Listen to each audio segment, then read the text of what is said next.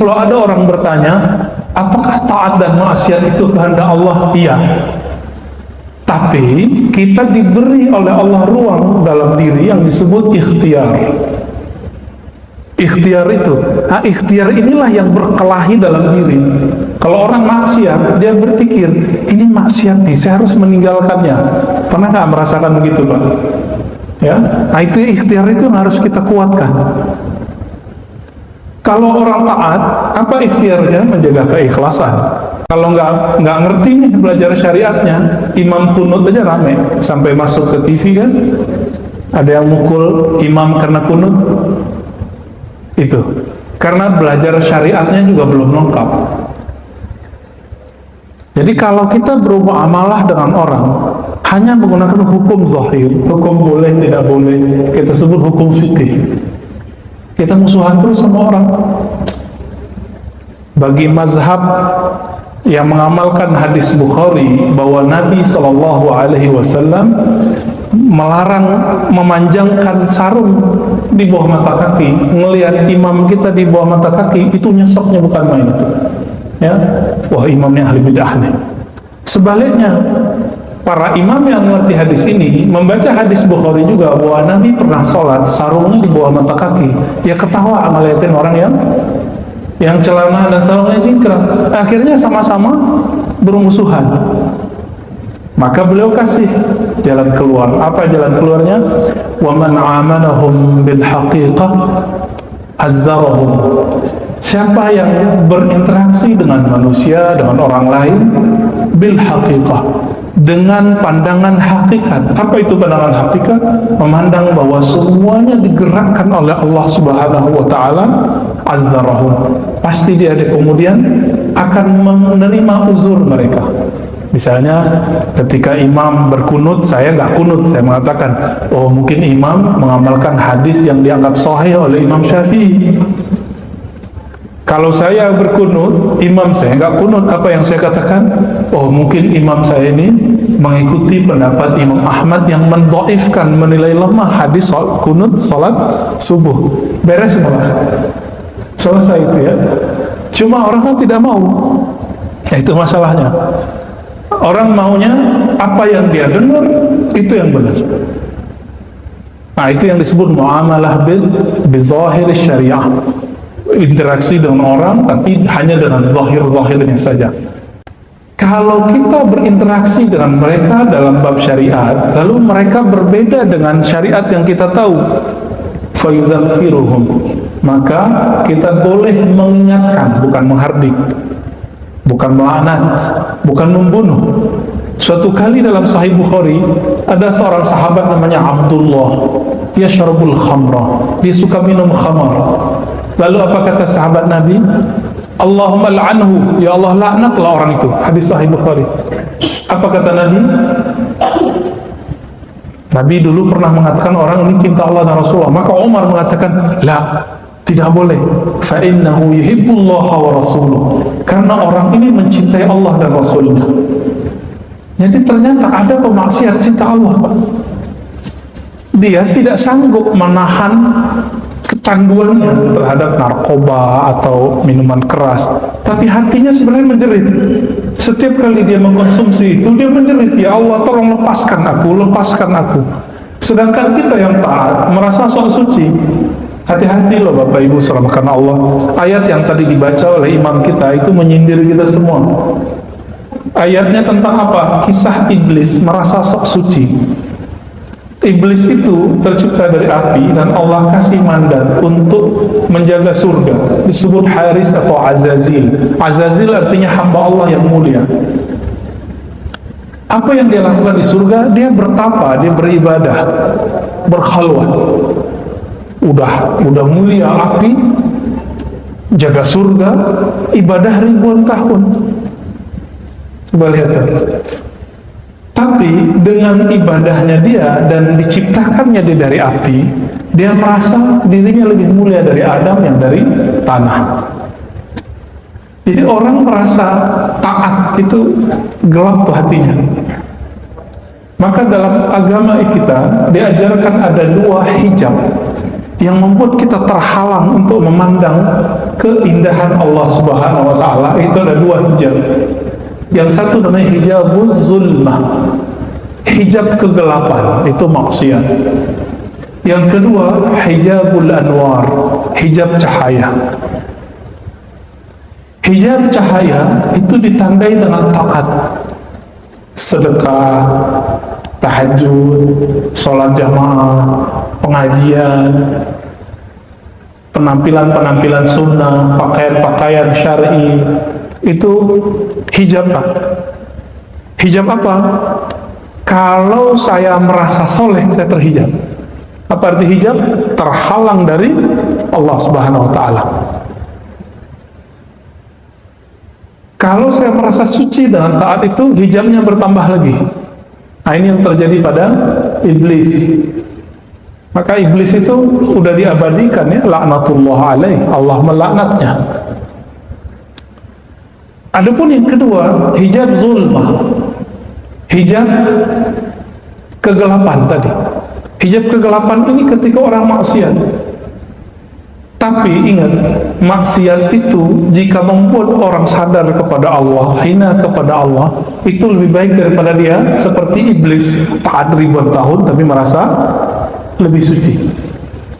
Namun yang afdal, yang ideal, dia taat dan tidak kena hijab. Nah, itu siapa? Nabi Muhammad sallallahu alaihi wasallam. Ya. Nabi Muhammad tidak ada penghalangnya dengan Allah kecuali qaba qausaini au adna, seperti dua busur panah saja. Nabi Adam masih banyak, Nabi Nuh masih panjang, Nabi Musa juga tebal, apalagi kita. Ya, apalagi kita.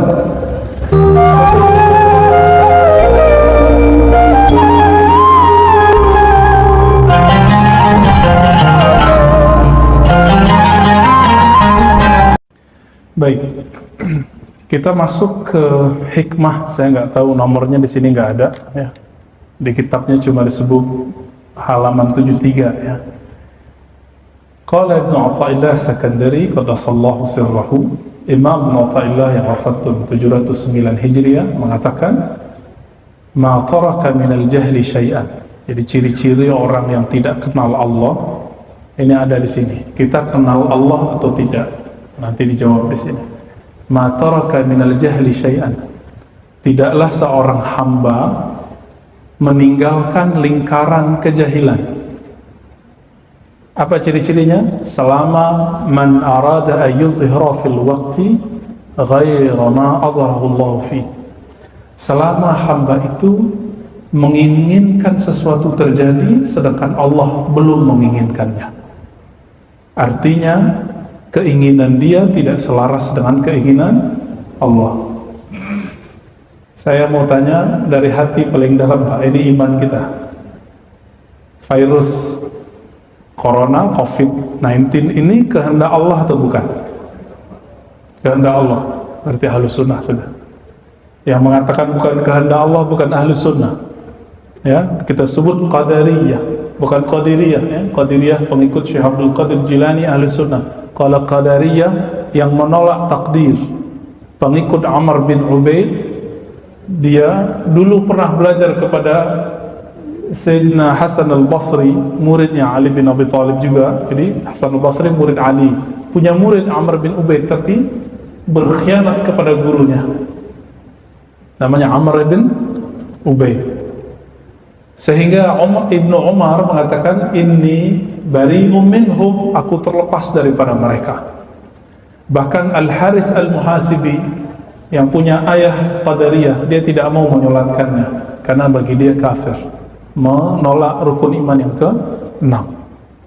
Ada sampai begitu ya. Tapi Imam Abul Hasan Al-Ash'ari mengatakan tidak sampai kafir, dia cuma sesat, dolal. Ya, wallahu taala alam. Jika memang virus ini, bahkan mungkin setelah 2 tahun, 3 tahun kita lagi asik-asik, tenang-tenang, udah bebas, sudah dapat vaksin, mungkin muncul lagi, siapa tahu. Kita kan nggak ngerti ya. Tapi dari prediksi orang-orang yang sudah biasa berhadapan dengan ini, mereka mengatakan nanti juga akan ada lagi. Lalu kita berkeinginan agar terbebas dari virus ini secepatnya, sedangkan Allah belum menginginkannya. Nah, ini termasuk orang-orang yang belum keluar dari lingkaran kejahilan, tidak mengenal Allah Subhanahu wa ta'ala, bahwa Allah jika berkehendak ya suka-suka dia, begitu ya. Nah, disebutkan dalam bab ini tidak hanya masalah takdir. Kita ngajar orang, ingin hati kalau ngajar orang apa? Orang itu cerdas. Bapak, ibu, kalau nasihatin anak, pengen anaknya berubah, bener gak? Tapi anak langsung berubah gak? Guru ngajar muridnya, langsung berubah gak muridnya? Belum tentu. Nah, maka disebutkanlah di sini, ya. Man amala al-khalqa bisyari'ah tala khasmuhu ma'ahum. Jika engkau, jadi kita ini berinteraksi dengan manusia berdasarkan hukum zahir, hukum syariat yang zahir, halal, haram, sunnah, bid'ah, boleh, tidak boleh, talal khasmu ma'ahum, maka permusuhanmu akan banyak dengan mereka. Coba aja lihat Pak, kalau nggak ngerti nih belajar syariatnya, imam kunut aja rame sampai masuk ke TV kan, ada yang mukul imam karena kunut. Itu karena belajar syariatnya juga belum lengkap. Jadi kalau kita bermuamalah dengan orang hanya menggunakan hukum zahir, hukum boleh tidak boleh, kita sebut hukum fikih, kita musuhan terus sama orang. Bagi mazhab yang mengamalkan hadis Bukhari bahwa Nabi SAW melarang memanjangkan sarung di bawah mata kaki, ngelihat imam kita di bawah mata kaki, itu nyeseknya bukan main itu, ya. Wah, imamnya ahli bid'ah nih. Sebaliknya, para imam yang mengerti hadis ini membaca hadis Bukhari juga bahwa Nabi pernah sholat sarungnya di bawah mata kaki, ya ketawa ngeliatin orang yang celana dan sarungnya jingkrang. Akhirnya sama-sama bermusuhan. Maka beliau kasih jalan keluar. Apa jalan keluarnya? وَمَنْ عَامَلَهُمْ بِالْحَقِيقَةِ أَذَّرَهُمْ. Siapa yang berinteraksi dengan manusia, dengan orang lain, bil haqiqah, dengan pandangan hakikat. Apa itu pandangan hakikat? Memandang bahwa semuanya digerakkan oleh Allah Subhanahu wa ta'ala, azzarahum, pasti dia kemudian akan menerima uzur mereka. Misalnya ketika imam berkunut, saya nggak kunut, saya mengatakan, oh mungkin imam mengamalkan hadis yang dianggap sahih oleh Imam Syafi'i. Kalau saya berkunut, imam saya nggak kunut, apa yang saya katakan? Oh mungkin imam saya ini mengikuti pendapat Imam Ahmad yang mendhaifkan, menilai lemah hadis kunut salat subuh. Beres malah, selesai itu ya. Cuma orang kan tidak mau, ya itu masalahnya. Orang maunya apa yang dia dengar itu yang benar. Nah, itu yang disebut muamalah bizahir syariah. Interaksi dengan orang tapi hanya dengan zahir-zahirnya saja. Lalu ditambahkan di situ, wal wajib ayyu'amilahum fi zahir bisyari'ati fayudzakiruhum. Kalau kita berinteraksi dengan mereka dalam bab syariat, lalu mereka berbeda dengan syariat yang kita tahu, fayudzakiruhum, maka kita boleh mengingatkan, bukan menghardik, bukan melaknat, bukan membunuh. Suatu kali dalam Sahih Bukhari ada seorang sahabat namanya Abdullah, yashrabul khamra, dia suka minum khamar. Lalu apa kata sahabat Nabi? Allahumma la'anhu, ya Allah laknatlah orang itu. Hadis Sahih Bukhari. Apa kata Nabi? Nabi dulu pernah mengatakan orang ini cinta Allah dan Rasulullah. Maka Umar mengatakan, la, tidak boleh. Fa innahu yuhibbullaha wa rasuluh. Karena orang ini mencintai Allah dan Rasulnya. Jadi ternyata ada pemaksiat cinta Allah, Pak. Dia tidak sanggup menahan kecanduannya terhadap narkoba atau minuman keras, tapi hatinya sebenarnya menjerit. Setiap kali dia mengkonsumsi itu, dia menjerit, ya Allah tolong lepaskan aku, lepaskan aku. Sedangkan kita yang taat merasa sok suci. Hati-hati loh Bapak Ibu saudara karena Allah. Ayat yang tadi dibaca oleh imam kita itu menyindir kita semua. Ayatnya tentang apa? Kisah iblis merasa sok suci. Iblis itu tercipta dari api dan Allah kasih mandat untuk menjaga surga. Disebut Haris atau Azazil. Azazil artinya hamba Allah yang mulia. Apa yang dia lakukan di surga? Dia bertapa, dia beribadah, berkhalwat. Udah mulia api, jaga surga, ibadah ribuan tahun. Coba lihat tuh. Tapi dengan ibadahnya dia dan diciptakannya dia dari api, dia merasa dirinya lebih mulia dari Adam yang dari tanah. Jadi orang merasa taat itu gelap tuh hatinya. Maka dalam agama kita diajarkan ada dua hijab yang membuat kita terhalang untuk memandang keindahan Allah Subhanahu wa taala. Itu ada dua hijab. Yang satu namanya hijabul zulmah, hijab kegelapan, itu maksiat. Yang kedua hijabul anwar, hijab cahaya. Hijab cahaya itu ditandai dengan taat, sedekah, tahajud, sholat jamaah, pengajian, penampilan-penampilan sunnah, pakaian-pakaian syar'i. Itu hijab Pak. Hijab apa? Kalau saya merasa soleh, saya terhijab. Apa arti hijab? Terhalang dari Allah Subhanahu wa ta'ala. Kalau saya merasa suci dengan taat itu, hijabnya bertambah lagi. Nah, ini yang terjadi pada iblis. Maka iblis itu udah diabadikan ya, laknatullah alaih, Allah melaknatnya. Adapun yang kedua, hijab zulmah, hijab kegelapan tadi. Hijab kegelapan ini ketika orang maksiat. Tapi ingat, maksiat itu jika membuat orang sadar kepada Allah, hina kepada Allah, itu lebih baik daripada dia seperti iblis, taat ribuan tahun tapi merasa lebih suci. Namun yang afdal, yang ideal, dia taat dan tidak kena hijab. Nah, itu siapa? Nabi Muhammad sallallahu alaihi wasallam. Ya. Nabi Muhammad tidak ada penghalangnya dengan Allah kecuali qaba qausaini au adna, seperti dua busur panah saja. Nabi Adam masih banyak, Nabi Nuh masih panjang, Nabi Musa juga tebal, apalagi kita. Ya, apalagi kita. Bapak Ibu yang melakukan Allah, maka setiap kali kita memandang makhluk, kita pandang makhluk nih, bermuamalah dengan syariat boleh nggak? Boleh, untuk mengingatkan dia. Tapi secara qalbi, secara rohani, kita pandang secara hakikat bahwa itu semua terjadi karena kehendak Allah Subhanahu wa ta'ala. Jadi kalau ada orang bertanya, apakah taat dan maksiat itu kehendak Allah? Iya. Tapi kita diberi oleh Allah ruang dalam diri yang disebut ikhtiar. Ikhtiar itu, nah, ikhtiar inilah yang berkelahi dalam diri.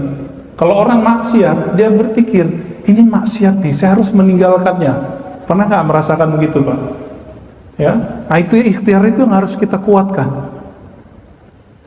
Kalau orang taat, apa ikhtiarnya? Menjaga keikhlasan. Kenapa Nabi Adam dijadikan Allah simbol untuk malaikat sujud? Padahal Nabi Adam itu disebutkan dalam Al-Quran yufsid, ya, merusak bumi. Yang kedua yasfikud dam, maksudnya menumpahkan darah. Dua, itu udah kelihatan sama malaikat, udah terlihat oleh iblis. Sorga itu di atasnya langsung Firdaus, ya, memandang mereka ke atas langsung arasy Allah.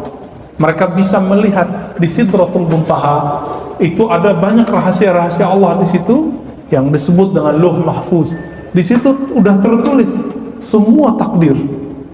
Jadi iblis itu udah ngelihat, Musa begini, Adam begini, ntar semua keturunan Adam itu pasti suka maksiat. Saya kan ahli taat.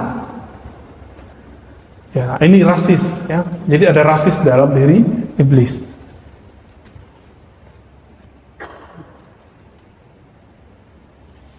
Maka di sini dikatakan min adabil arif al-haqiqi ayyuqirra al-asya fi mahalliha. Di antara adab orang yang kenal kepada Allah adalah menetapkan sesuatu sesuai dengan takdir Allah Subhanahu wa taala. Ini beda dengan serba takdir. Serba takdir itu bersembunyi dengan kehendak Allah dalam bermaksiat. Ini kelompok namanya Jabariyah. Kelompok yang disebut dalam bahasa ilmiah fatalis. Kalau dia ditanya kenapa ente korupsi, wah ini kehendak Allah gitu. Kenapa kamu maksiat, wah ini kehendak Allah. Nah, ini nggak benar. Ngomong begitu cuma boleh di kolbu. Secara hukum akli tidak boleh. Kita ngomong nggak boleh. Kenapa? Karena melanggar hukum syariat. Kenapa Al-Hallaj? Tahu Al-Hallaj? Mirip kalau di negeri kita seperti Syekh Siti Jenar. Al-Hallaj wafat tahun 309 Hijriah. Kenapa ia kemudian divonis hukum? Karena dia melanggar adab-adab syariat. Jadi secara fikih dia benar, tapi secara hakikat, secara fikih dia salah, secara hakikat dia salah. Jadi dia benar ya. Hal ini yang perlu kita ketahui sehingga kita mampu melihat sesuatu secara bijak. Wa yusayyiru ma'aha ala sayriha. Membiarkan sesuatu mengalir sesuai dengan jalur takdirnya. Nah, ini yang disebutkan oleh Imam Ibn Athaillah tentang ciri-ciri orang yang kenal Allah Subhanahu wa ta'ala. Nah, maka Sayyidina Umar ketika melihat ada orang yang mabuk-mabuk tadi, Sayyidina Umar itu kalau melihat ada orang mabuk itu dipukul olehnya, dijilid 40 kali Pak. Yang kedua 40 kali, yang ketiga 80 kali. Tapi Umar tidak pernah menghardiknya. Umar tidak pernah mengatakan ente terlaknat. Beda dengan kelompok yang kecil yang tadi mengatakan Allahumma la'anhu, ya Allah laknatlah peminum khamar ini. Tapi Sayyidina Umar tidak pernah melaknatnya karena beliau mendengar langsung Rasulullah mengatakan fa innahu yuhibbullaha wa rasulah. Karena dia mencintai Allah dan Rasulnya. Jangan-jangan pemaksiat yang selama ini kita hina itu lebih mulia daripada kita. Hatinya ya. Masih ingat kisah perempuan Bani Israel yang Allah ampuni cuma karena dia memberi minum anjing? Kalau ngasih minum anjing aja bisa diampuni Allah, apalagi dia bantu makhluk Allah. Ya, anjing hina atau terpuji? Ya, yang dalam pikiran kita nih alam bawah sadar hina, najis. Najisnya bukan najis biasa. Najis dalam mazhab Syafi'i disebut mughalladzah, najis berat. Tapi cuma dengan memberi binatang yang najisnya berat itu dia diampuni oleh Allah Subhanahu wa taala. Masih ingat lagi laki-laki yang membunuh 99 orang, lengkap 100 orang dengan ahli agama yang mengatakan ente gak bisa diampuni Allah. Lengkap sudah dibunuh 100. Tapi ternyata setelah itu dia ketemu wali Allah yang mengatakan, siapa yang melarangmu meminta ampun kepada Allah? Akhirnya dia diampuni oleh Allah. Coba lihat, 100 orang dia bunuh, dia diampuni Allah, masuk surga. Jadi nanti 100 orang yang dibunuh kan masuk surga tuh. Dia masuk surga juga. Nanti Allah tersenyum, disebutkan dalam banyak hadis bahwa Allah tersenyum ketika melihat pembunuh yang dibunuh masuk surga. Yang dibunuh protes, ya Rabb, kenapa yang membunuhku ada di dalam surga? Jadi Allah pun nanti tersenyum, bahwa Allah alam bagaimana senyumnya Allah ya. Kira-kira begitu. Dan dalam hal ini saya kemudian jadi takut sebenarnya. Karena setiap hari kita melihat ada orang-orang yang menurut kita hina, tapi ternyata belum tentu dia hina di sisi Allah SWT. Hati itu langsung bilang, oh nih orang jahat nih, nih pemaksiat nih, ini orang hina nih gitu, mengganggu aja nih, ngemis nih gitu. Enggak begitu pikiran-pikiran kita. Dan ternyata ujian terberat Nabi Musa adalah tingkah laku Nabi Khidir yang aneh. Masih ingat? Ya, saya sekedar mengingatkan kembali, kenapa Quran perlu dibaca berulang-ulang? Karena memori kita pendek, kita perlu ulang. Masih ingat Nabi Khidir membunuh orang? Zahirnya jelek ya secara syariat, tapi hakikatnya. Jadi Nabi Khidir bertugas sedang mengajarkan ilmu hakikat ke Nabi Musa. Itu sebenarnya. Lalu yang kedua ngapain? Merusak kapal. Secara syariat merusak kapal orang lain haram nggak? Tapi kalau nggak dirusak, semua penduduk kampung itu yang laki-laki mati semua antara esok. Berarti perempuan-perempuan janda semua, anak-anak jadi yatim semua. Cukup dengan merusak sedikit kapal, satu kampung beres, satu kampung selamat. Itu ilmu hakikat. Kalau yang tadi anak dibunuh, kalau dia besar dia pasti membuat orang tuanya kufur. Tadi disebutkan dalam ayat yang dibaca imam kita tadi. Ya. Perintahnya ada begitu ya. Maka sertailah mereka fil amwali wal aulad, dalam mencari harta dan menafkahi anak-anak. Tuh. Jadi emang tugasnya iblis itu ngurusin kita, ngerecokin kita dalam nyari duit. Yang kedua, urusan anak, karena itu nggak bisa hilang, Pak. Banyak orang hilang idealisnya, hilang kemurnian kalbunya cuma karena dia ingin menafkahi anaknya yang nangis-nangis minta duit atau minta kuliah, minta beli ini dan itu. Kita lanjut teksnya supaya nggak keluar dari teks ini. Maka ada sebuah asar ya, hadis qudsi, Allah Subhanahu wa taala berfirman, "Man lam yarda biqada'i." Siapa yang tidak ridho dengan takdirku, wa lam yasbir ala bala'i, tidak mau tahan terhadap bala bencana yang aku turunkan, termasuk virus sekarang, falyakhruj min tahti samai, maka keluarlah dari kolong langitku, wal yattakhidh rabban siwai, dan carilah Rabb Tuhan selainku. Bisa nggak nyari Tuhan selain Allah, Pak? Udah nggak bisa lagi kita ya. Maka Imam Abu Utsman Ad-Darani mengatakan, "Mundu 40 sanah ma aqamani Allah Ta'ala fi halin fakarihtuhu." Jadi beliau selama 40 tahun melatih kalbunya. Apa kata Imam Ad-Darani? Aku melatih kalbuku selama 40 tahun agar tidak pernah berburuk sangka atau merasa hebat sendiri ketika mengalami sesuatu takdir. Beliau nggak pernah. Baik buruk, senang, susah, beliau kemudian mencoba untuk ridho. Bapak Ibu yang hidup di zaman ini nyesel nggak dengan adanya corona? Kok saya masih hidup gitu? Kita takut-takutin, ntar 2023, 2024 kali ada lagi virus lebih gede, gimana? Serem gak tuh? 2024 nanti kan ada kontestasi pemilihan umum lagi, itu lebih serem lagi Pak nanti itu. Kemarin 2019 kelihatan seremnya gimana?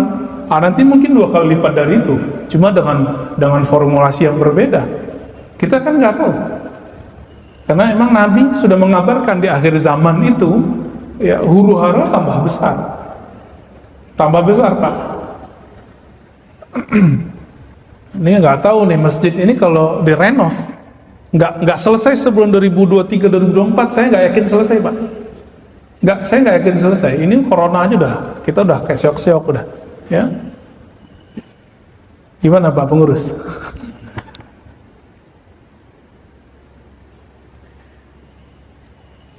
Oleh karena itu, Imam pensyarah kitab ini yang bernama Ibnu Ajibah, apa kata beliau? Orang yang kenal Allah itu yajma' baina khairil fariqain, mampu menggabungkan dua perspektif ini. Di saat dia mengalami kebaikan, dia bersyukur, dan saat dia mengalami keburukan, dia bersabar. Di saat dia taat, dia mensyukuri taatnya. Di saat dia maksiat, dia tobat dari maksiatnya. Ciri-ciri orang yang arif, yang mengenal Allah, kalau maksiat tahu cara tobat. Kalau orang tidak kenal Allah, kena maksiat, ya sudahlah maksiat aja, gitu. Ya sudahlah kecemplung sekalian. Nah ini nggak tahu cara pulang. Ini bahaya orang awam bermaksiat. Oleh karena itu Imam Abu Yazid atau Junaid ditanya, hal yaznil wali, apakah wali Allah berzina? Ada Pak pertanyaan begitu. Apa jawaban beliau? Dzalika qadrullah, ma syaa qaddar, ma qaddarallahu qaddar, ya. Itu adalah kehendak Allah. Apa yang Allah kehendaki pasti terjadi. Maksudnya, wali kalau melihat itu, dia tidak melihat itu perbuatan iblis, enggak. Tapi dia menganggap itu kesalahan saya cepat pulang kepada Allah. Kalau orang tidak kenal Allah, dia maksiat, yang dia kutuk siapa? Setan. Dasarnya setan nih, gitu. Dia salahkanlah temannya, dia salahkanlah orang yang mengajaknya maksiat. Enggak, kalau orang kenal Allah, dia kemudian menyalahkan dirinya dan dia pulang kepada Allah. Gitu. Ya, jadi mohon maaf ya, kita kan nggak ada yang terjamin dari maksiat. Ada nggak jaminannya? Mau ustadz, mau kiai, apalagi jamaah biasa, nggak ada Pak kita yang dijamin. Bedanya, kalau ustadz, guru, syekh, muallim bermaksiat lebih besar dosanya daripada orang awam. Cuma kalau ulama itu maksiat dan dia tahu cara pulang, makomnya cepat naik. Ini ada sahabat kita bertahun-tahun merasa tidak maksiat. Ada, ya. Kalau jam 3 udah bangun, 5 waktu di masjid, merasa udah kayaknya soleh. Akhirnya merasa dirinya suci. Lama-lama dia benci dengan tetangganya nggak pergi ke sholat subuh ke masjid. Ada perasaan begitu. Lama-lama dia menganggap orang yang nggak sepengajian dengan dia itu jahil semua. Lalu apa yang terjadi? Dia berpikir, aku sudah taat, tapi kok nggak bisa nangis ya kalau istighfar. Malam-malam, wabil ashari hum yastaghfirun, begitu dalam surat Zariyat. Pada waktu sahur mereka beristighfar kepada Allah, minta ampun kepada Allah. Tapi kok nggak ada sentuhan di kolbunya, ada perasaan di hatinya. Ini apa yang salah ini? Akhirnya dia minta kepada Allah, ya Rabb, kenapa hatiku sekeras ini? Udah ikut muhasabah nggak nangis-nangis Pak, malah ngejekin ustadz mentor muhasabahnya. Ustadz ini ya, buat cerita palsu lagi gitu ya. Apalagi yang dulu pakai musik ya, dia dapat taklim musik haram, ya sudah lewat, sudah nggak bisa tersentuh. Akhirnya dengan izin Allah, tapi Allah tidak meridhoi maksiat, dia terjebak dalam maksiat. Ketika dia terjebak maksiat, dia terpapar maksiat, lagi asik-asik maksiat, selesai maksiat itu dia lakukan. Kan dalam hadis dikatakan, apabila syaitan selesai menggoda Bani Adam maksiatnya, maka dia pergi. Jadi habis orang maksiat tuh malaikat, iblisnya pergi Pak. Kalau iblisnya pergi, syaitannya pergi, apa yang terjadi? Maka si manusia itu menyesali dirinya. Nah, tinggal dilihat, dia menghujat syaitan atau dia menganggap dirinya yang hina. Disinilah dia bertemu, terbukalah hijabnya saat selesai bermaksiat. Di situ dia nangis, malam hari dia bangun, ya Allah, tadi pagi, tadi siang aku bermaksiat dan aku merasa paling hina ya Allah. Jadi jangan-jangan orang yang bermaksiat itu lebih lembut hatinya daripada orang yang taat sok suci. Ya. Tapi alangkah indahnya jika ada orang taat merasa dirinya belum sempurna taatnya, sehingga dia menangis ketika dia taat. Dia berpikir, ya Allah, saya sudah sholat tapi kok belum khusyuk. Terus dia nangis. Itu lebih baik Pak daripada dia kena maksiat dulu. Ada maksiat yang tidak terlihat, maksiat kolbu. Apa itu maksiat kolbu? Buruk sangka kepada Allah, buruk sangka ke makhluk. Dan maksiat kolbu yang susah terlepas dari diri kita adalah ghaflah. Dalam surah Al-A'raf Allah mengatakan, wala takum minal ghafilin. Janganlah engkau menjadi orang yang lalai. Hijabnya kolbu adalah lalai. Nah, kira-kira Bapak, saudara makan Allah, ketika sholat hatinya lalai nggak kepada Allah? Jika iya, itu maksiat kolbu. Kita dah taat nih secara zahir, kolbunya belum taat. Perlu ditobatkan gitu? Perlu. Kita sebut dia istighfar ruhani, istighfar kolbu ya. Berdasarkan ini semua, Bapak Ibu saudara makan Allah, Dapat kita pahami dari hikmah yang pertama yang kita bacakan itu, bahwa ciri-ciri orang yang tidak kenal Allah, dia ingin sesuatu terjadi sebelum saatnya, baik masalah takdir nasib, masalah virus, masalah taat dan maksiat. Ingin khusyuk sebelum saatnya, ingin merasakan keajaiban sebelum saatnya, ingin bertemu yang gaib-gaib sebelum saatnya. Itu terjadi pada Lia Eden, karena ingin melihat yang gaib sebelum saatnya. Sekarang dia nggak ngerasa jadi Jibril. Almarhum dosen saya, Prof. Bambang Pranowo aja pernah ikut Pak Profesor itu, orang pesantren, Profesor Doktor. Ditanya orang, Prof, dulu kenapa ente mau masuk aliran Lia Eden itu? Apa jawaban beliau? Ya katanya dia berguru sama Jibril. Masa saya nggak mau belajar sama dia gitu ya? Mau berguru sama muridnya Jibril. Sekarang ternyata lebih aneh, merasa dirinya Jibril, dirinya Maryam, dirinya Isa. Kayaknya kemasukan jin Yesus kayaknya ya. Padahal Yesus nggak gitu-gitu amat ya. Nah, kita masuk ke hikmah yang berikut. Syuruknya jam berapa? 5:05 ya. Oke, dikit lagi deh. Hikmah yang berikut. Ihalatukal a'mal ala wujudil faragh min ra'unatin nufus. Ciri-ciri orang yang jiwanya kacau, ru'unatin nufus.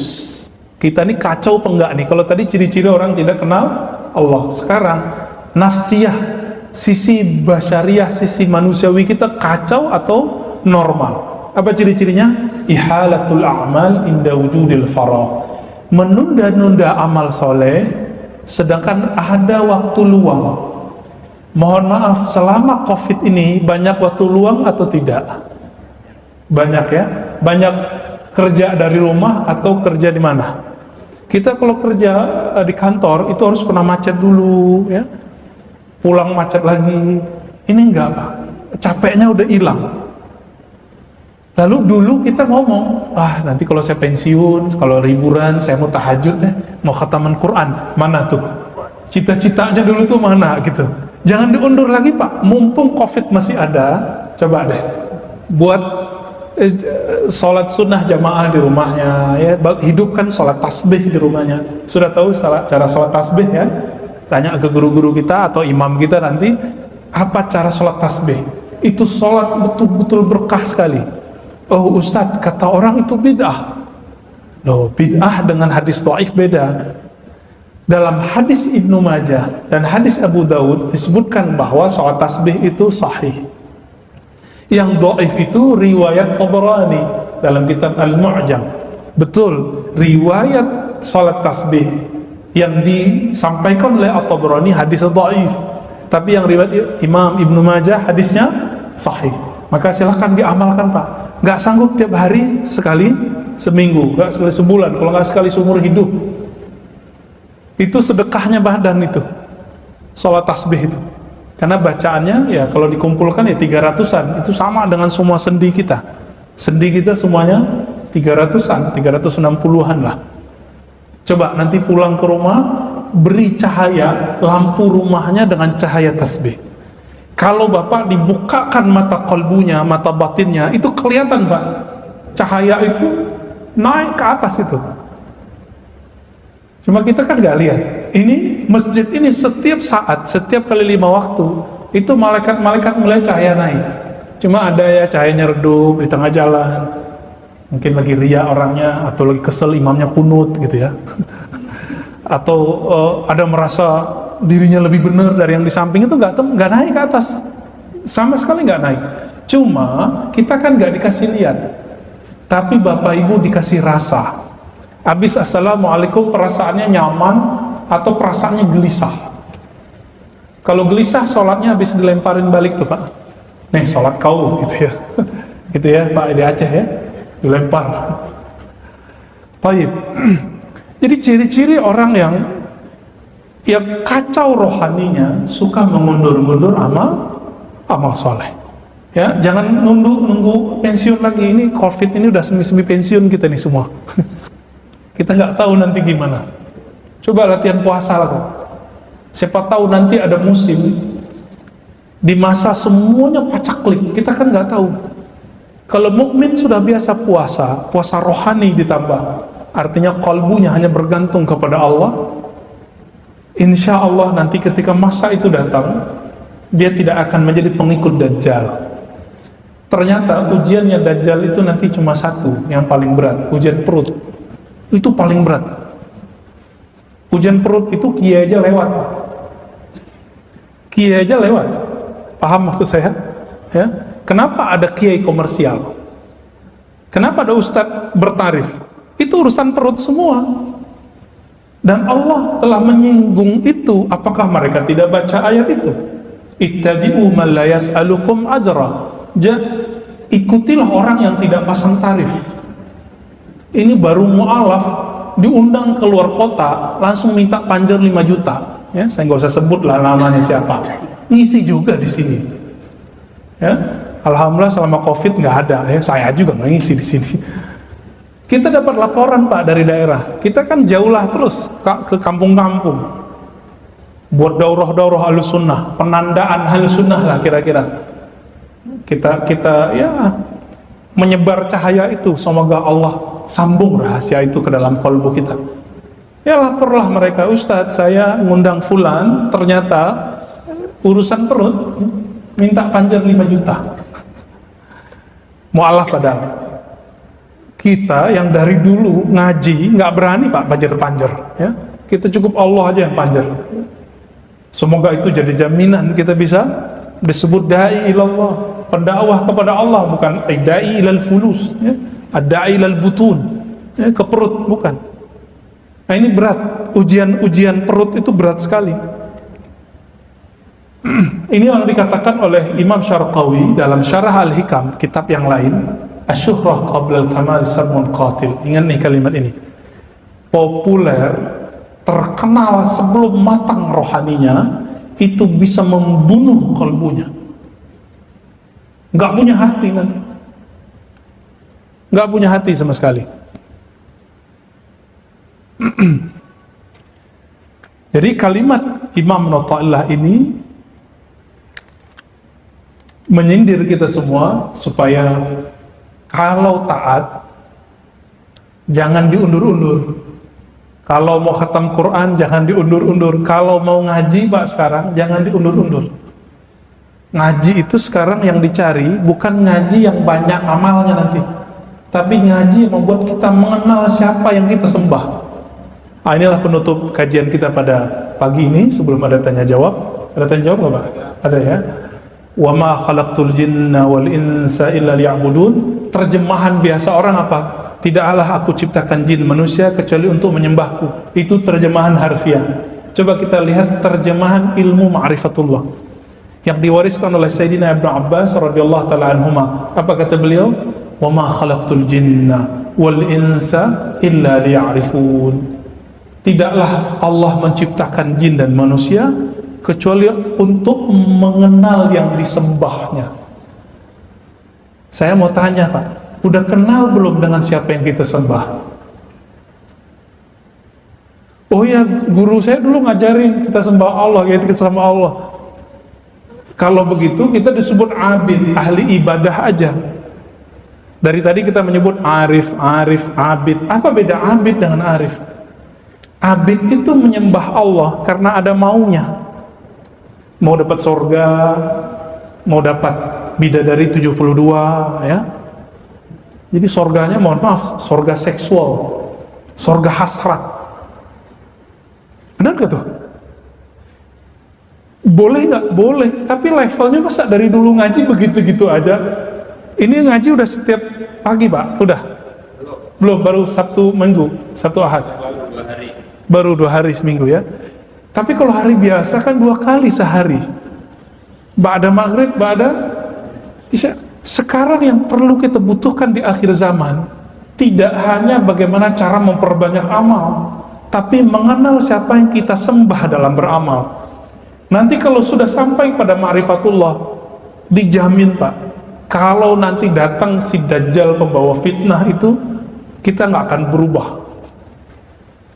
Tapi kalau ahli ibadah aja, nanti hidup di masa Dajjal, mending Bapak minta meninggal sebelum itu ya. nggak akan kuat. Urusan perut ya, bahkan Dajjal kalau sudah keluar itu, anak istri itu bisa jadi diperkosa oleh tentara-tentaranya. Kita dituntut, kamu ikut saya atau gimana? Diancam. Nauzubillah min zalik.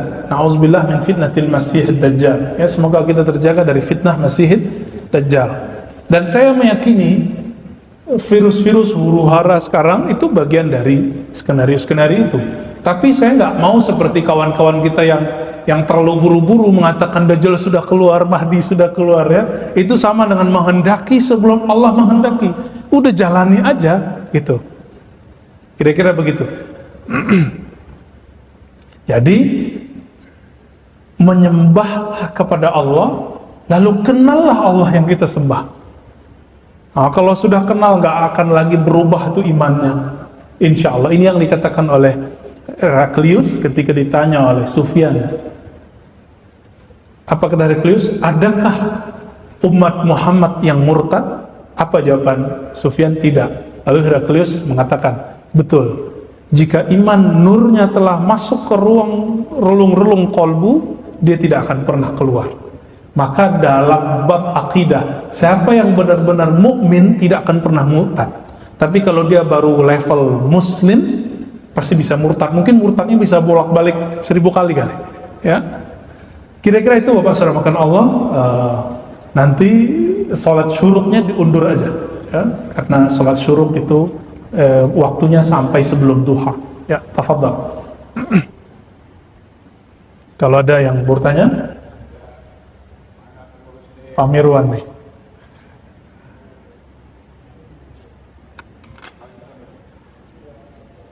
Bismillah.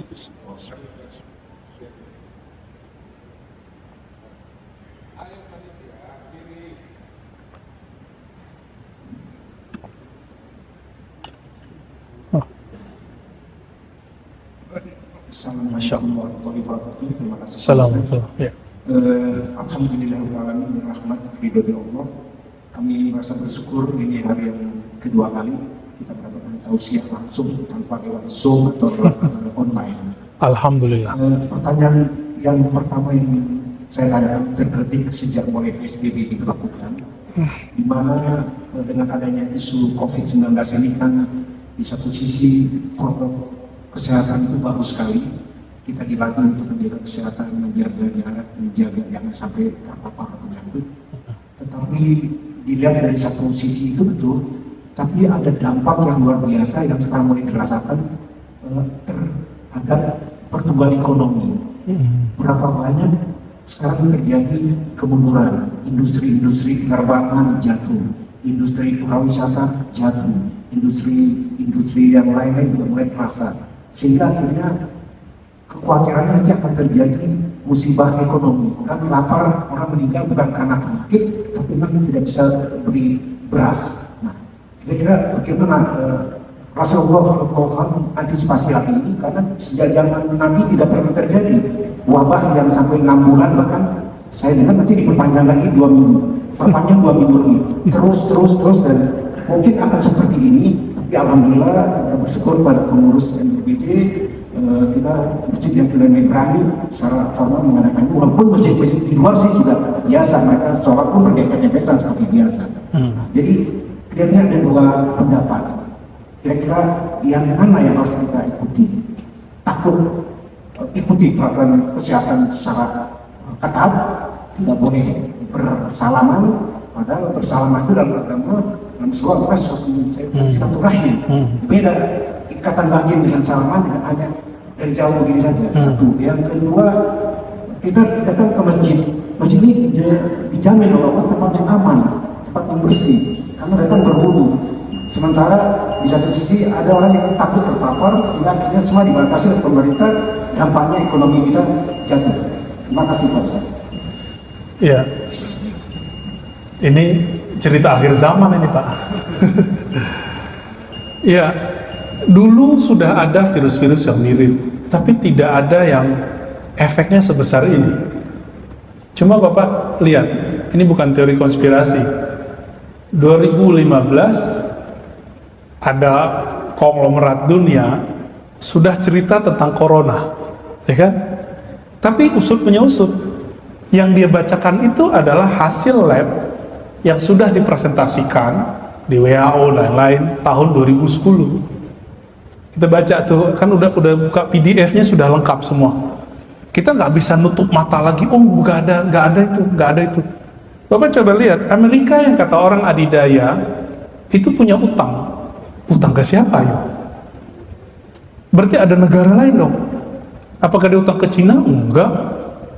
Cina yang sekarang juga nyaingin Amerika juga punya utang ke siapa? Siapa lagi? Yang kuat di Eropa, Swiss, bukan Perancis Pak. Perancis udah weak sekarang, udah sangat lemah sekali. Ya 3 tahun lalu kita ke sana, orang Swiss ngejekin Perancis, poor, gitu, miskin loh gitu. Saya dengar sendiri Pak, mereka ngomong begitu, parah ya. Inggris sampai keluar Brexit, karena dia udah baca itu semua. Karena kalau dia ikut kemarin, masih ikut Eropa waktu itu, ini Eropa, maka kena dampaknya lebih dahsyat. Saya tidak mau berangan-angan dalam bab ini, tapi ini bukan sembarangan. Jika cuma COVID yang tidak terlihat itu bikin goyang semua negara, berarti ada negara yang bukan negara, kekuasaan yang bukan pakai negara-negara nation, itu sedang ngerecokin negeri-negeri semua ini, negeri kita semua. Dan saya meyakini ini fitnatud dajjal. Jadi dajjal dengan fitnah itu berbeda. Fitnatud dajjal, fitnah, apa arti fitnah? Kekacauan yang disebabkan sebelum munculnya dajjal, itu fitnatud dajjal. Dan ada disebut fitnah kubro dan wusto. Kalau yang dulu-dulu sugro, saat dajjal muncul itulah yang kubro. Sekarang itu sudah wusto, fitnah yang medium, sudah medium Pak. Namun tidak usah khawatir, negeri kita Allah berkahi dengan banyaknya zuriat para Rasulullah ada di negeri kita.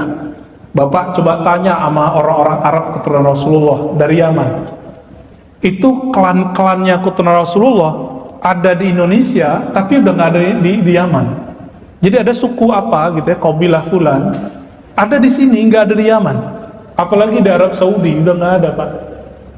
Yaman itu kalau nggak ada Tarim, nggak ada Hadramaut, nggak ada Al Habib Omar dan guru-guru kita mulia di sana, itu lewat sudah. Karena aliran ekstrim sudah berkembang di daerah Dara'ah, Damaj, dekat-dekat situ juga, Son'a, ya sudah banyak. Kemana mereka? Ternyata mereka dari dahulu sudah bikin markas-markas dakwah di negeri kita. Ada Maulana Ibrahim As-Samarkandi, ada Ahmad Jumadil Kubro. Sebelum itu ada yang kita dengar Sunan Ampel, itu kan keturunannya Raden Rahmat. Kemudian generasi-generasi setelahnya yang kita sebut sekarang habaib-habaib itu, ya. Dan kabar gembiranya apa dari Rasulullah? Al-Mahdi minni min waladi Fatimah. Al-Mahdi yang orang di akhir zaman yang dapat hidayah, dapat guidance langsung dariku, yang bisa menyelamatkan banyak orang, min waladi Fatimah, dari keturunan Fatimah. Dan sekarang yang terbanyak di mana? Di Indonesia Pak. Silakan tanya ke Robito Alawiyah, terbanyak di Indonesia, bukan di Maroko, bukan di Arab Saudi, bukan di Irak, bukan di India, tapi di negeri kita. Masa saya berkeyakinan kebangkitan Islam itu nanti ada dari negeri kita? Namun kuat nggak nunggunya? Ntar giliran keluar Dajjal dikira itu Mahdi. Kenapa? Sakti Pak Dajjal itu. Sakti Dajjal itu. Orang akan mengira ini nggak mungkin kalau bukan Mahdi. Gitu. Gimana? Kuat nggak ntar tuh? Kelaparan. Ini sekarang juga banyak yang bunuh diri, artis-artis di Korea, di India. 20 tahun mereka kerja di entertainment, sekarang bunuh diri. Di Korea paling banyak bunuh diri semenjak COVID. Indonesia karena kepalanya 5 kali sehari ke bawah, alhamdulillah nggak banyak tuh yang bunuh diri ya. Yang bunuh diri yang nggak jelas itulah. Aduh, dosa bunuh diri itu dahsyat Pak. Jangan pernah ada di antara kita yang bunuh diri nih. Karena orang yang bunuh diri itu nggak diterima ke atas, nggak terima ke bawah. Itu yang disebut gentayangan itu. Tapi gentayangannya bukan jadi hantu, bukan. Kalau yang gentayangan yang kita dengar itu setan itu, iblis itu, ya, jin. Mereka nggak diterima ke atas, nggak diterima ke bawah. Gimana tuh nasibnya? Nauzubillah misalnya itu siksaan kubur itu. Jadi siksaan kubur itu nggak mesti di dalam kuburnya. Nanti akan ada orang nggak kuat karena kelaparan bunuh diri Pak. Nauzubillah min dzalik. Kuat nggak menuju itu? Jadi masalah yang tadi resesi, apalah istilahnya kan menakutkan ya. Nggak usah khawatir Pak, Indonesia nggak akan mengalami kelaparan sedahsyat itu. Coba buka tentang swasembada kita, itu daerah Kalimantan sekian ratus hektar bahkan ribuan hektar itu sedang dipersiapkan untuk pangan. Coba lihat deh videonya banyak ya, langsung. Maka bapak yang dulu tidak nyoblos presiden sekarang seperti saya, sudahlah, jangan ngutuk lagi, jangan menghujat lagi. Sekarang PR kita cuma satu, mendoakan siapapun yang memimpin negeri ini supaya Allah guide dia secara gaib, secara batin untuk menyelamatkan negeri kita. Sepakat nggak? Al-Hazinni Al-Fatihah. A'udzubillahi minasy Bismillah. Alhamdulillah. Maliki yaumiddin, iyyaka na'budu wa iyyaka nasta'in. Shiratal ladzina an'amta 'alaihim. Allahumma shalli amin. Ya, ada lagi. Insya Allah doanya mustajab, doa pas ta'lim. Ya. Sebelum tambahan Pak Mirwan nih, ciri-ciri orang yang arif tidak meminta takdir dicabut. Hanya orang awam. Bapak mau ningkat nggak dari hamba, abid, suka ibadah, tambah suka ibadah, kenal yang diibadahi. Mau naik? Mau naik pagi ini?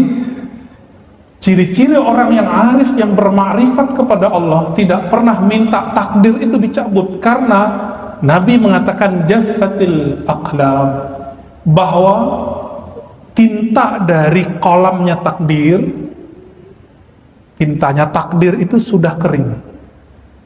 Maka memintanya untuk dihapus itu tidak bijak. Tapi kita punya celah.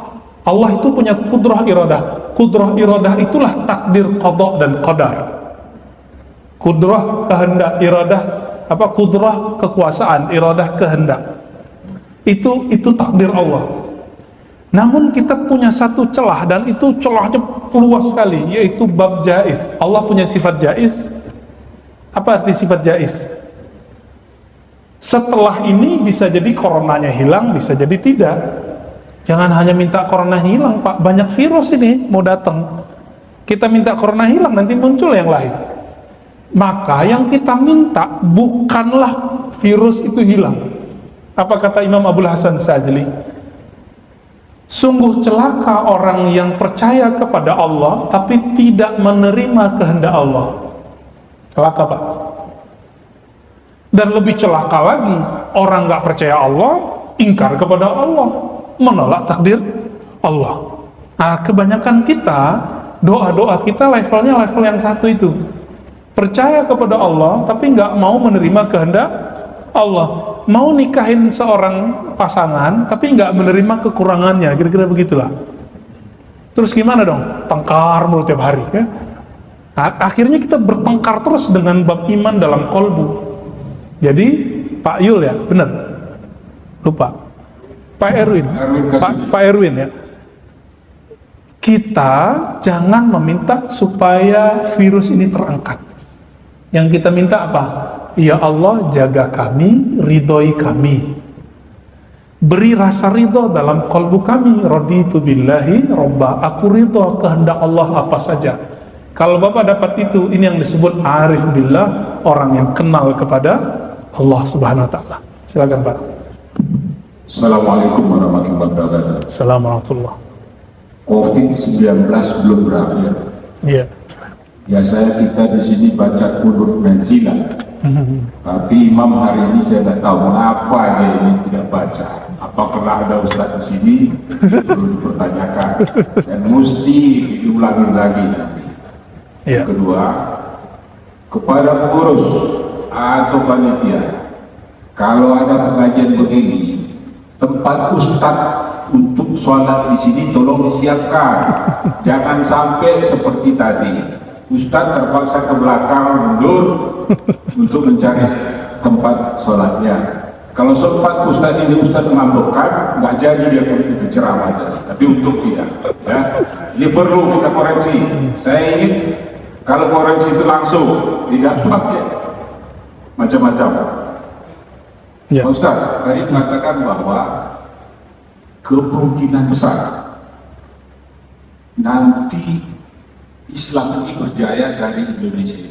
Insya Allah. Lihat, tapi saya lihat agak pesimis, Ustaz. Mengapa?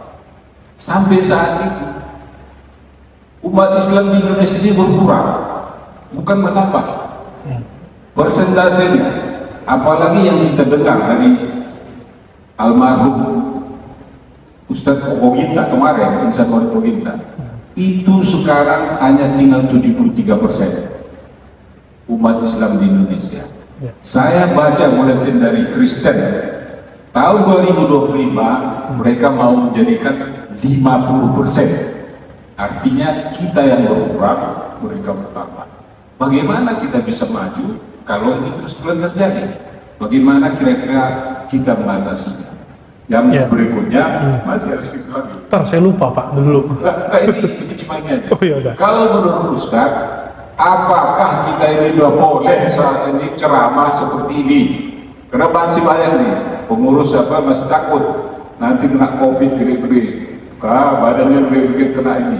Sementara kita tahu mesin ini bersih, sepertinya ya kalau menurut kita untuk kena COVID di masjid ini jauh lah. Jadi supaya ceramah itu diteruskan atau dimulai lagi. Itu demikian. Assalamualaikum warahmatullahi wabarakatuh. Assalamualaikum warahmatullahi wabarakatuh. Pengurus langsung dengar Pak. Ya, terima kasih perhatiannya ya. Saya nggak kepikiran dari masalah tempat duduk itu ya. Ya, masa sih Indonesia jadi tempat kebangkitan Islam, sedangkan agama sebelah juga katanya ada target-target. Target itu cuma target Pak. Dulu kampung saya Sumatera Barat mau di 50% kan tahun 2000. Apa buktinya sampai sekarang? Orang ada Injil bahasa Minang aja rame, langsung ciut mereka, ya. Walaupun saya tidak melarang kok, Injil berbahasa apa aja kita nggak larang. Bahasa Melayu ke bahasa apa, bahasa Arab juga dulu ada. Bahkan sebelum Islam ada sudah ada Injil berbahasa Arab, nggak ada masalah. Tapi itu cara orang-orang sana untuk menolak kristenisasi itu. Namun nggak usah khawatir Pak, Islam dan Kristen memang agama misionaris, bahasa Arabnya dakwah, ya kan? Makanya jemaah tabligh ada namanya Jaulah. Di Muhammadiyah ada majelis tabligh. Di NU juga ada bab lembaga dakwah gitu, LDNU gitu kalau nggak salah ya. Itu ada semua. Orang Persis juga punya, semuanya punya. Lalu gimana? Non-Muslim ataupun ajaran-ajaran menyimpang itu ketika masuk ke dalam tubuh umat Islam mirip kayak vaksin. Kalau dia masuk nanti lawannya lebih gede Pak. Jadi saya bersyukur kalau mereka ngomong begitu. Ya, nanti balasannya lebih gede. Nggak usah khawatir, Indonesia keislamannya sudah mendarah daging. Ini paling lucu, ada yang buat agama baru, Ahmad Musaddiq, masih ingat? Bapaknya meninggal, orang tuanya meninggal, saya lupa bapaknya emaknya. Terus udah bingung ngapain Pak dia? Baca Yasin dia. Jadi dia tuh sudah kafir secara hukum Islam, tapi alam bawah sadarnya dia NU. Pas meninggal orang tuanya dibaca Yasin Pak. Nah, kalau orang Aceh Muhammadiyah mungkin nggak tahu deh ngapain dia. Artinya itu dia udah lupa kalau dia tuh pernah kafir gitu. Iya masuk Islam lagi tuh berarti kayaknya. Nggak tahu kalau habis itu jadi apa lagi. Nah ini, jadi Indonesia karena Allah itu menakdirkan banyaknya sekarang zuriat Rasulullah, putra Rasulullah di negeri ini, maka akan banyak Pak. Vaksin-vaksin itu vaksin semua itu. Ya, aliran A, aliran B, aliran C, gak usah khawatir. Bahkan Imam Mahdi palsu juga banyak. Nggak jauh di tempat saya, Sawangan Parung tuh juga ada yang ngaku Imam Mahdi. Bintaro belum ya, aman. Kenapa nih ada Imam Mahdi palsu? Itu kerjaannya Nabi Khidir alaihissalam tuh. Karena kalau Imam Mahdi sekarang kecium, dibunuh oleh tentara Dajjal, habis Pak. Ya, maka dalam hadis dikatakan Allah Subhanahu wa taala akan mengislahnya, yuslihuhullahu fi lailah. Allah akan mengislah Imam Mahdi itu dalam semalam. Hadisnya sahih. Maksudnya islah semalam apa? Sebelum diislah, kita nggak akan kenal persis itu. Bapak nggak akan kenal persis siapa Imam Mahdi. Kenapa? Dia nggak akan berpenampilan ustadz Pak. Ini mohon maaf, saya kasih tahu aja ya. Al-Mahdi tidak berpenampilan ulama. Makanya orang-orang itu lagi buru itu ya. Orang-orang yang ingin membunuh Al-Mahdi itu dengan nama-nama intelijen apalah. Mereka lagi nyari tukang jual gorengan, tukang sapu, tukang sapu, dikira begitu Imam Mahdi. Karena bukan yang berpakaian begini, bukan yang pakai kopiah begini. Enggak. Nah ini yang makna islah. Itu cara Allah menyembunyikan Imam Al-Mahdi. Maka ini yang disebut Nabi SAW, ismu kasmi. Namanya seperti namaku. Nama dalam bahasa Arab, ismun artinya dua. Kemuliaan. Yang kedua, al-alam, tanda. Ya, kemuliaan dan tanda. Jadi nggak usah khawatir Pak. Insya Allah negeri kita dijaga. Adapun mengenai pengajian, selama masih ngikutin protokol kesehatan, silakan diaktifkan Pak Mengurus ya. Kita mendukung. Masjid ini pasti jadi contoh karena masjid besar di sekitar Bintaro. Walaupun di masjid yang lain sudah rapat, Bapak ikutin aja protokol kesehatan karena fatwanya sudah membolehkan. Dulu kan masih ramai karena semua orang shock dengan berita ini, akhirnya masjid tutup aja kan gitu. Ya itu wajar orang shock. Kita nggak tahu karena pemberitaan itu dahsyat sekali. Saya nggak nonton TV aja, kena YouTube Pak. Kita kadang-kadang buka YouTube apa gitu ya, yang muncul berita-berita begitu. Sekarang cuek aja kan, katanya muncul klaster baru. Lama-lama nanti muncul namanya imun sosial imun itu orang ngerasa cuek aja tuh ya. Imun begini lebih kuat kadang daripada imun biasa. Tapi kalau nggak kuat di dalam kalbunya, buruk sangka terus orang, ini kayak kena COVID nih. Apalagi tadi ada yang batuk-batuk kan, kayak COVID gitu. Padahal orang itu biasa tiap pagi batuk-batuk. Dari zaman bahla udah batuk-batuk gitu. Nah, kita jangan suzon kepada orang. Apakah masih dianjurkan salaman? Ya saya rasa untuk menjaga COVID ya bijak aja. Kalau saya orangnya nggak takut, saya salaman Pak. Tapi kalau orangnya khawatir ya kita nggak usah deh ya. Kalau salaman nanti cuci tangan lagi deh. Baik. Ada lagi Pak? Udah cukup ya? Gimana? Ya, tafadhal.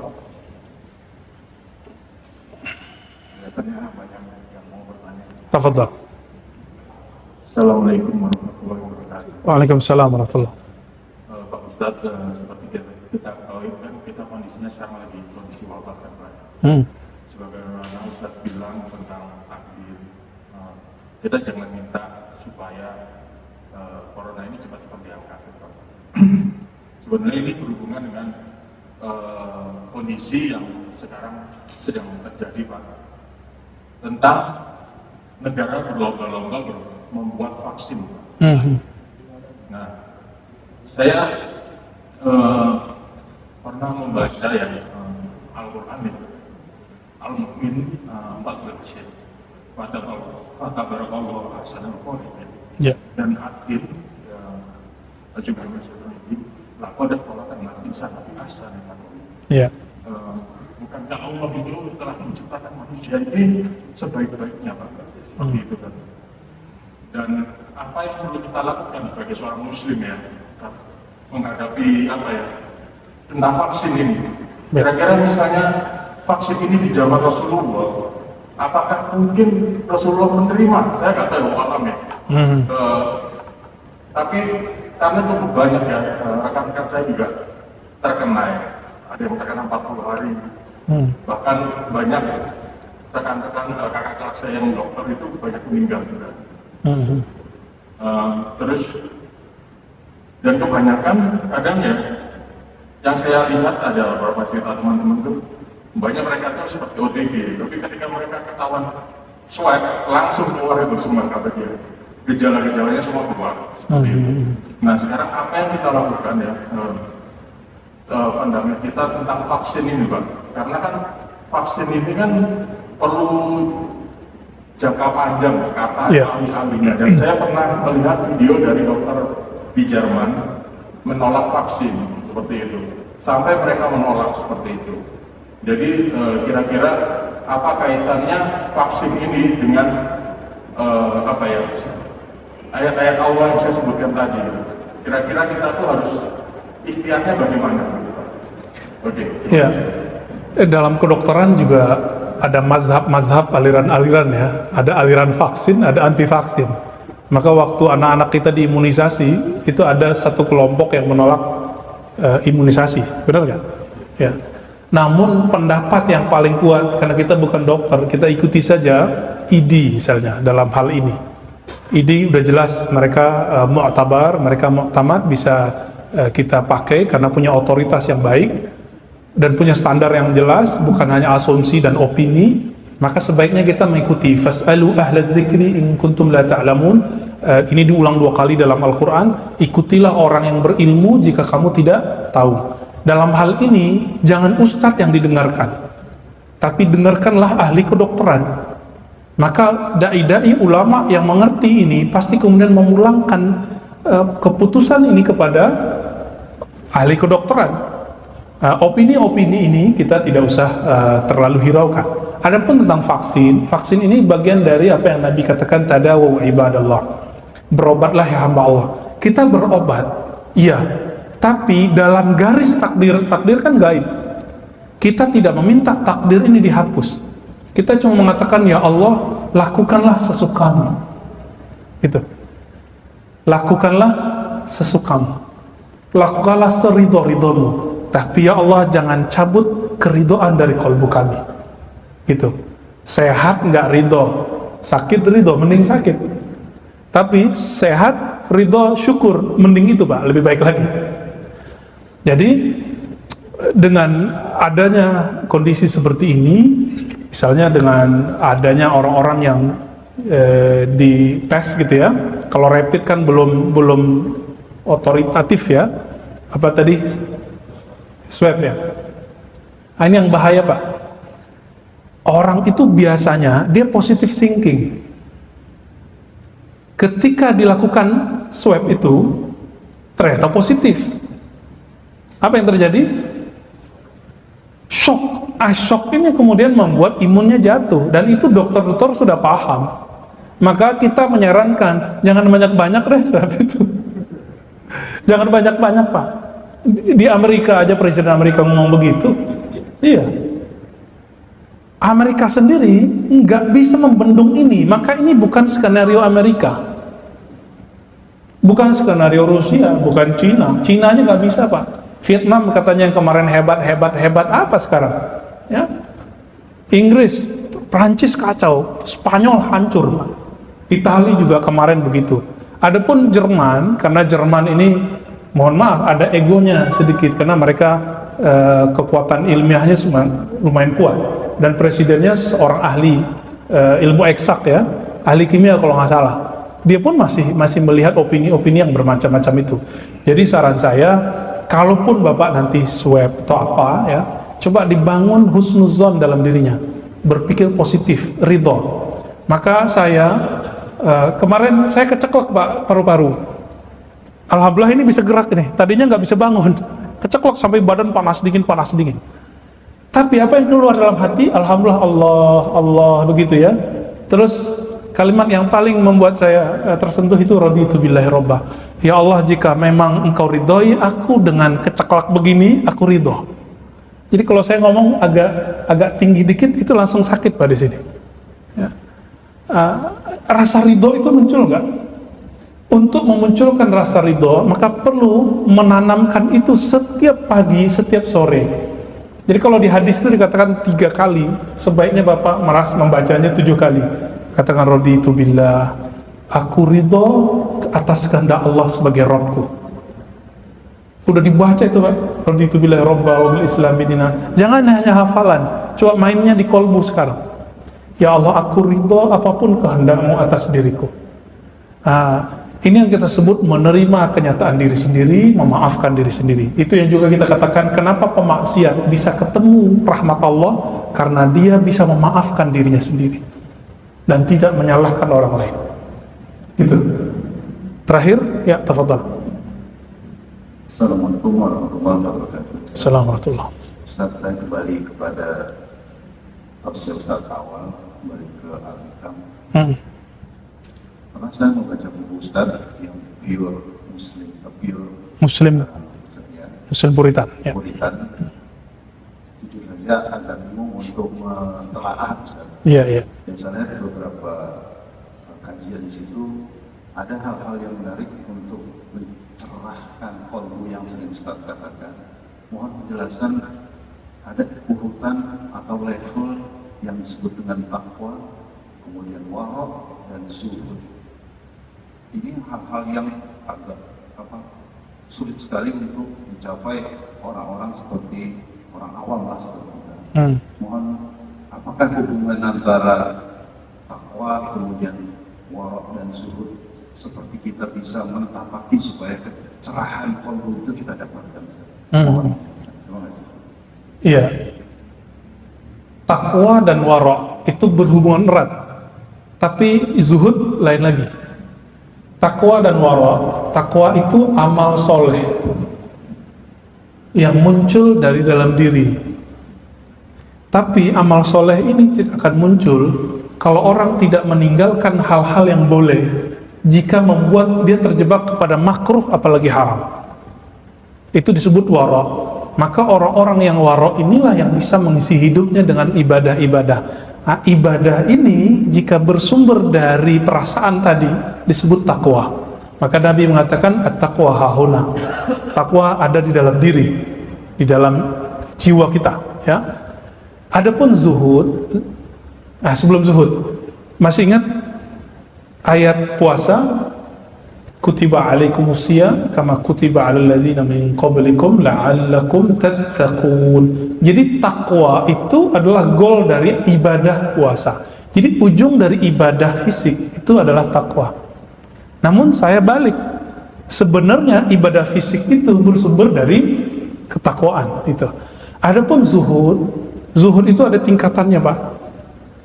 Ada zuhud dari dunia, ada zuhud dari akhirat, ada zuhud dari dunia, ada zuhud dari akhirat, ada zuhud dari dunia dan akhirat. Gitu. 3. Zuhud dari dunia ketika di dalam hati kita tidak ada satupun nama dunia di dalamnya. Kayaknya kita belum selamat ya Pak. Ya, rupiah, dolar tuh masih ada di dalam tuh ya. Ya enggak? Nafsu, hasrat itu jujur aja. Saya aja belum selamat dari itu. Padahal ngaji hikam, belajar zikir, riyadhah ribuan zikir. Apalagi yang nggak riyadhah zikir. Kira-kira gimana tuh?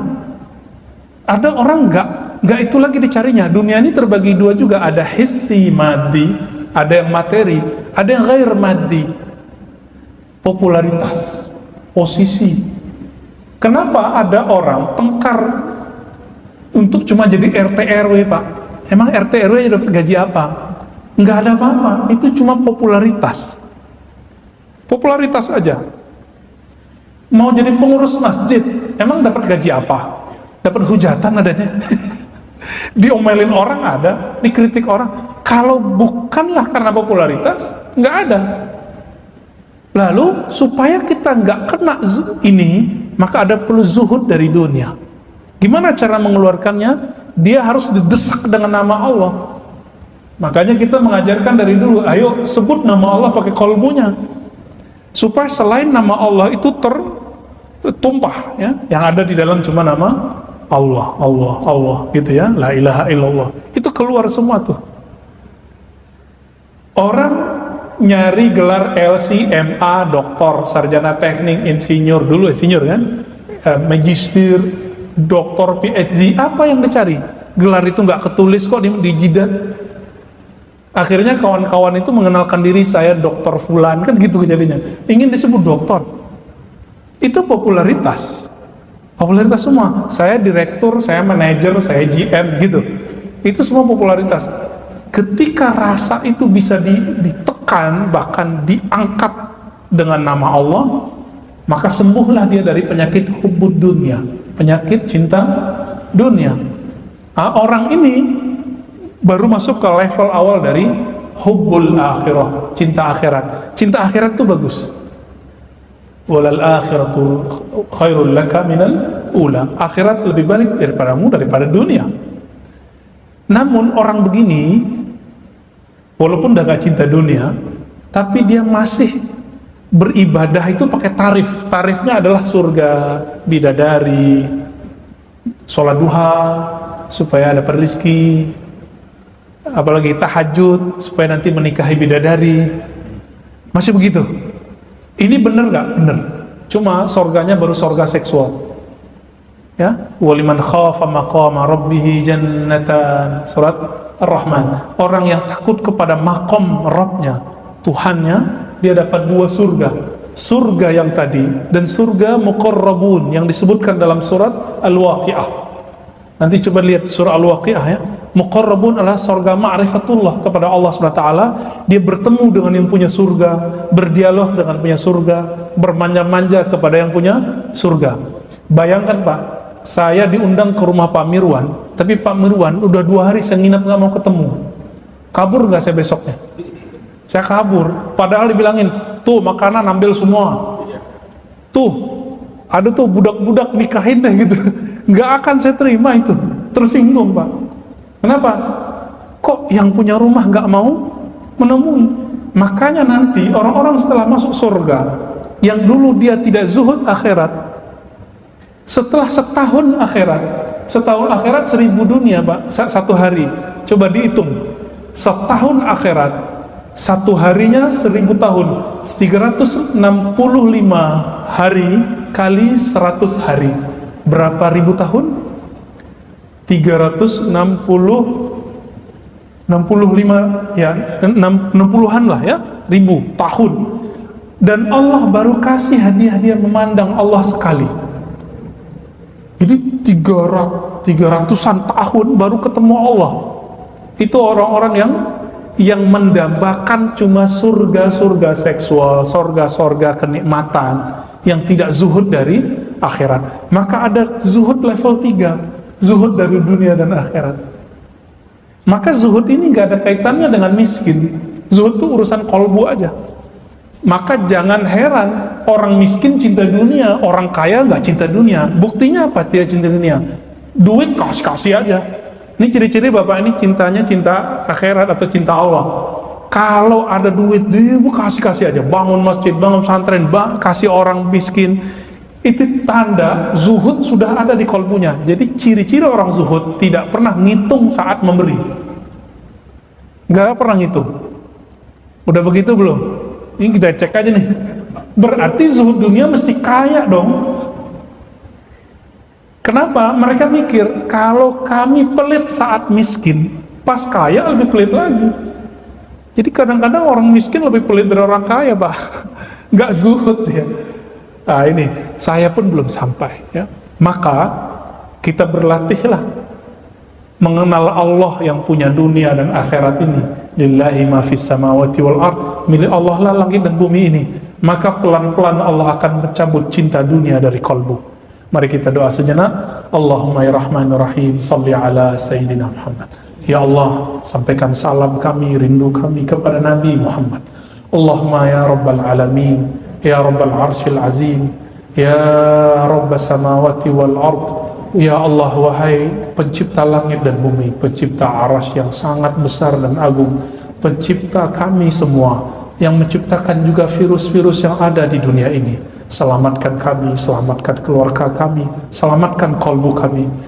I'tina ridhak, ya Allah, berikan kami keridhaan-Mu. ridhoi kami ya Allah meskipun kami salah, dan cintai kami ya Allah dalam ketaatan kami. Allah maj'al sayyiatina sayyiat man ahbabta. Ya Allah, jadikan kami jika terjebak maksiat cepat kembali kepada Engkau. Ya Allah, jadikan kami jika taat kami mensyukuri pemberian Engkau. Allahumma rabbana atina fid dunya hasanah wa fil akhirati hasanah wa qina adzabannar wakhruj an qulubina hubbad dunya wa ma siwa. Ya Allah, cabutlah dari kalbu kami cinta kepada selain Engkau. Wa sallallahu ala nabiyyina Muhammad sayyidiz zahidina wal arifin wa ala alihi wa ashabihi ajma'in walhamdulillahi rabbil alamin. Assalamu alaikum warahmatullahi wabarakatuh.